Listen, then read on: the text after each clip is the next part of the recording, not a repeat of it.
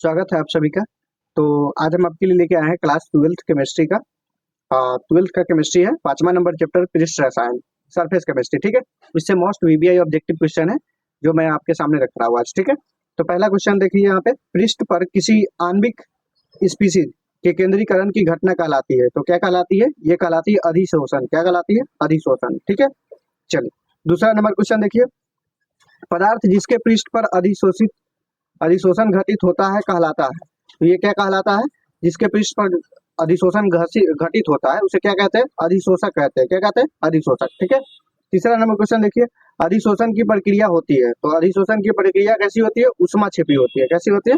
उष्मा छेपी होती है। ठीक है, चलिए चौथा नंबर क्वेश्चन देखेंगे दोस्तों, उत्प्रेरक अभिक्रिया के दर को बढ़ाता है। तो उत्प्रेरक अभिक्रिया के दर को कौन बढ़ाता है? सक्रिय ऊर्जा को घटाकर। ठीक है, मतलब उत्प्रेरक अभिक्रिया के दर को बढ़ाने के लिए क्या करना पड़ता है? सक्रिय ऊर्जा को घटाना पड़ता है। ठीक है, चलिए पांचवा देखिए, जैव उत्प्रेरक होता है एक एंजाइम, एक कार्बोहाइड्रेट, एक अमीनो अम्ल और एक नाइट्रोजन युक्त क्षार। क्या होता है?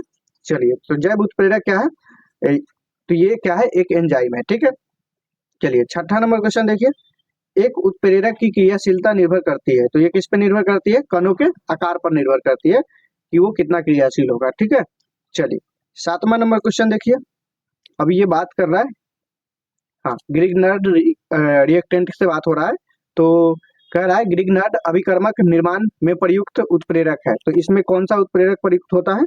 चलिए जल्दी बताइए। तो आयोडीन चूर्ण का उपयोग होता है। ठीक है, आयोडीन चूर्ण। चलिए आठवां है, बादल निम्न में से किसका उदाहरण है? तो बादल उदाहरण है, किसका उदाहरण है? द्रव्य का गैस में मिश्रण। इसका द्रव्य का गैस में मिश्रण कौन सा उदाहरण है? बादल। ठीक है, चलिए बरावनी गति का कारण क्या है? बरावनी गति का कारण जल्दी बताइए। चलिए ये क्या है? परिक्षेपण माध्यम के कणों का कोलोइडी कणों के निरंतर टकराव को क्या कहते हैं? ब्राउनी गति। ठीक है, ब्राउनी मूवमेंट। ठीक है, चलिए 10 नंबर क्वेश्चन देखिए, निम्न में से कौन टिंडल प्रभाव नहीं दिखाता है? निम्न में से कौन टिंडल प्रभाव नहीं दिखाता है? तो चलिए जल्दी बताइए कौन टिंडल प्रभाव नहीं दिखाता है? आंसर क्या हो जाएगा? चलिए शर्करा विलयन। ठीक है, ये टिंडल प्रभाव नहीं दिखाता है, आंसर हो जाएगा ग। ठीक है, चलिए उसके बाद अगला क्वेश्चन देखिए, अगला क्वेश्चन है, कोलोइड का उपस्थित आवेश को नष्ट करने हेतु किसे प्रयुक्त करते हैं?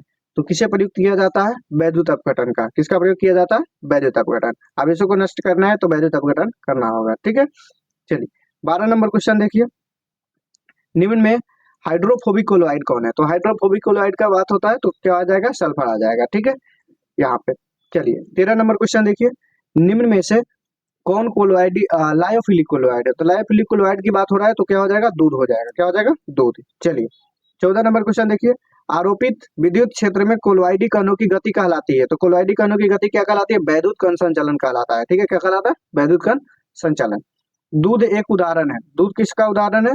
तो ये किसका उदाहरण है? पायस का या जल का या सॉल्ट का? चलिए जल्दी बताइए किसका उदाहरण है? पायस का। ठीक है, पायस। ठीक है, तो ये आपके मोस्ट वीबीआई ऑब्जेक्टिव क्वेश्चन है।